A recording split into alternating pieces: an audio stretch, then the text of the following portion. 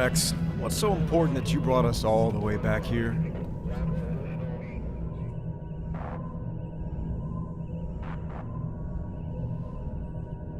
Hello, Master.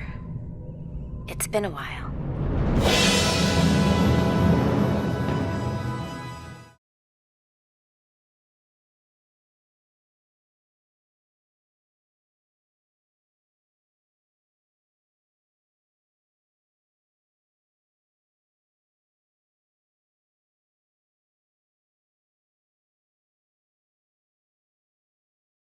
So I just felt like I had to do a video about this because I'm incredibly excited, and I also wanted to speculate a little bit on how it could potentially affect Battlefront 2. So to recap the news, yesterday they confirmed at Comic-Con at the Clone Wars panel that Clone Wars is returning with a brand new season of 12 episodes that will be airing on Disney's new streaming service.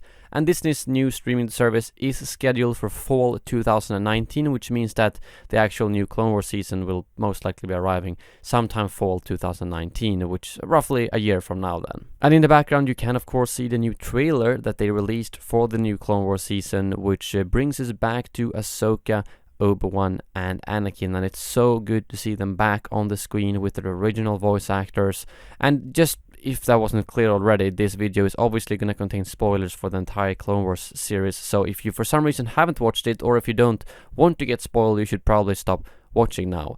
But basically at the end of season 5 of the Clone Wars, Ahsoka quits the Jedi Order and goes away after all that happens when she gets accused of bombing the Jedi Temple and things like that, but it turns out she obviously didn't do it, but she lost her faith in the Jedi Order and disappeared. And actually what I find kind of interesting is the fact that it all takes place during the same year, 19 years before the Battle of Yavin. That's the same year that the end of season 5, the entire season 6 and Revenge of the Sith takes place, at least if I've done my research correctly.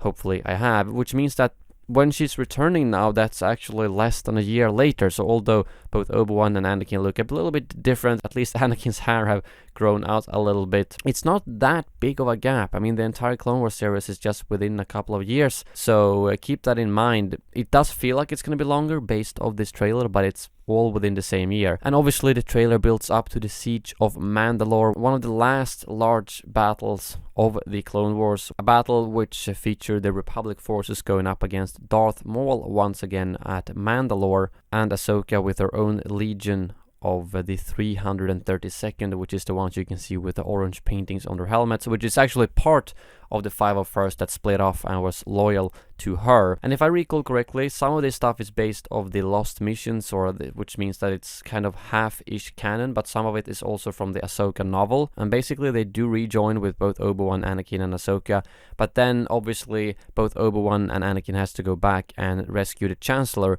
So my hope that this season will basically completely bridge the gap between Revenge of the Sith and the Clone Wars series, meaning that the last episode of this new season might actually be when they go away to rescue the Chancellor, and maybe even all the way to when Order 66 happens and all the clones might turn on Ahsoka and Rex, who by this time has taken out his chip.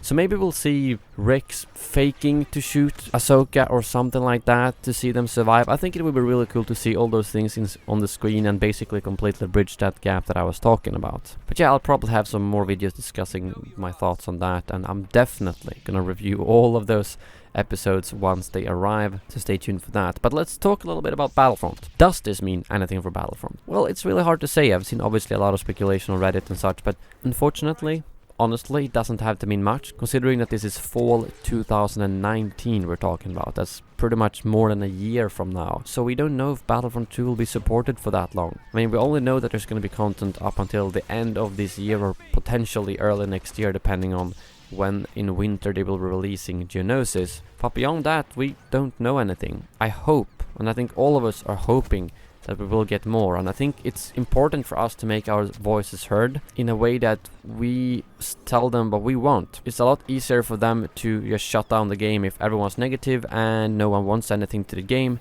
Well, okay, let's cut the bonds. Whereas if we all pressure them to say we want a revival Clone Wars season, we want content around Mandalore, Ahsoka and so on, that's the kind of pressure we need to put on them so that they actually get motivated to do it, because otherwise they're doing the fans a massive disservice. But again, it's so far into the future that it's hard to say, considering that they'd probably have to do a lot of other content before a potential revival season.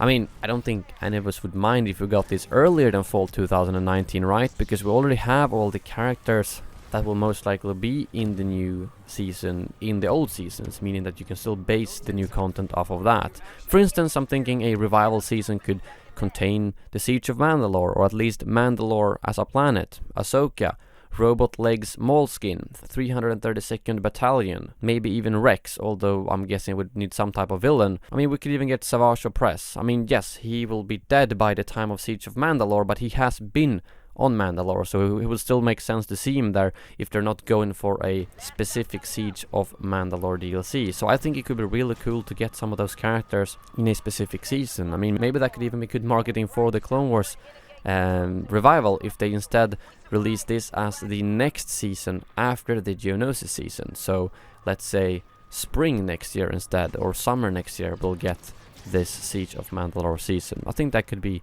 really cool, and I just think we need to keep pressuring them, saying that this is what we want, give it to us, don't just shut down the game after Geonosis season, because that will disappoint a lot of people. And by the time that releases, we will also have a lot of more longevity into the game through the squad system, through the non-linear game mode for new lightsaber heroes and so on. So I think people will be more inclined to play the game more, and if they add all of those stuff we've asked for and then just shut it off, that would be incredibly disappointing. So keep pressuring them, saying that what you want, and hopefully we will get a future beyond Geonosis. But yeah, I think that was all I wanted to say in this video. I'll definitely have a lot more discussions and streams and such about this when I'm back home. I will be coming down Sunday midday, so you can expect a stream as always. It's actually going to be the Xbox stream that I promised. So if you are a senator, go into the Discord and you will get an invite to the Xbox club so that you can play with me. But yeah, thank you very much for watching, and as always, may the Force be with you.